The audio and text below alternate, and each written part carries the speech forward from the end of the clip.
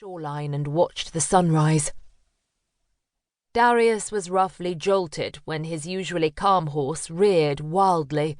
He braced his knees and held tight to the reins as he heard the disconcerting voice again, but still saw no one. The drizzle worsened, the bitter wind howled. Now chilled, Darius pulled up his collar. Could fatigue make him imagine the voice? But King heard it too. Now the stubborn animal refused to move forward, instead turned toward Wyndham village. "Clearly you don't know how difficult Puritans can be. The farm has a lovely barn for you." Darius was determined to push on when a gust of wind whipped off his hat. He cussed, dismounted, and then raced after it. As he bent to retrieve it, the skin on his neck prickled, for he heard the mysterious voice again, now clearer. "You must take this fated path, guardian. From this day forward, it'll never be you alone to consider. Your souls are paired for eternity."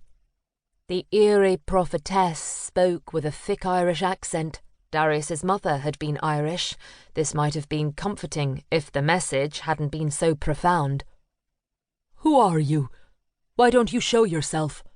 The summoning words spoken, a female spectre with fiery auburn hair appeared. Darius's heart thudded as the rain pelleted down. "I'm someone you'll never know, here to ensure you follow your destiny. My dearest treasure will become yours. I entrust her to you.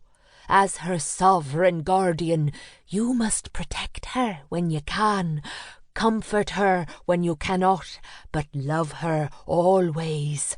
Mark my words, you'll not regret it, Darius Wyndham." "How do you know who I am?" he asked, but the entity vanished as quickly as she'd appeared. Darius shook his head, expecting to awake from a bizarre dream. "For the love of God, King," he said, climbing upon the horse again. "Am I losing my mind? Alas, the day grows late and the weather fiercer. It appears we've little choice but to spend the bloody night in Wyndham village. Nothing but bad luck could be responsible for that. Destiny my eye." Arianna stirred as men approached. One was the objectionable Reverend Smythe. She didn't recognize the other, but felt inexplicably drawn to the man's voice. The tone was authoritative, but strangely comforting, and he didn't speak like a Puritan. It was evident the men weren't friends, but Arianna was surprised to discover she was the source of their disagreement. She opened her eyes just a sliver. "The matter is of no concern to thee, Mr. Wyndham." "I disagree, Reverend Smythe. The first sight I met upon entering the village was this young woman in your barbaric pillory, clearly left here amid a miserable rainfall that now turns to snow. That's a cruel punishment." Arianna commended him for standing up to Reverend Smythe, for few openly opposed him. "Perhaps thou hast not heard of all the recent happenings. If you're asking if I'm aware of people being held in jails accused of witchcraft by their friends and neighbours for absurd, unwarranted reasons, I've heard.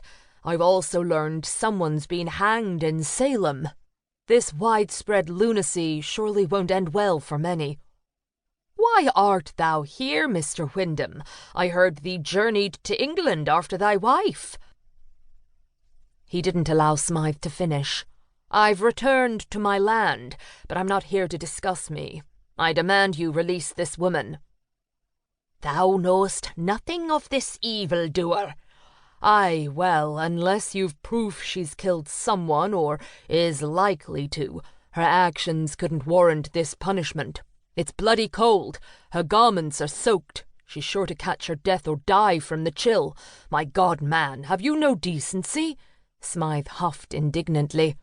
"Thou darest speak such blasphemy, I could see thee flogged." "Your threats don't intimidate me. I'll not back down like your terrified villagers, Smythe. Do you actually believe God condones your ill treatment of this woman or the others? If I didn't think she'd be hurt, I'd smash your confounded pillory."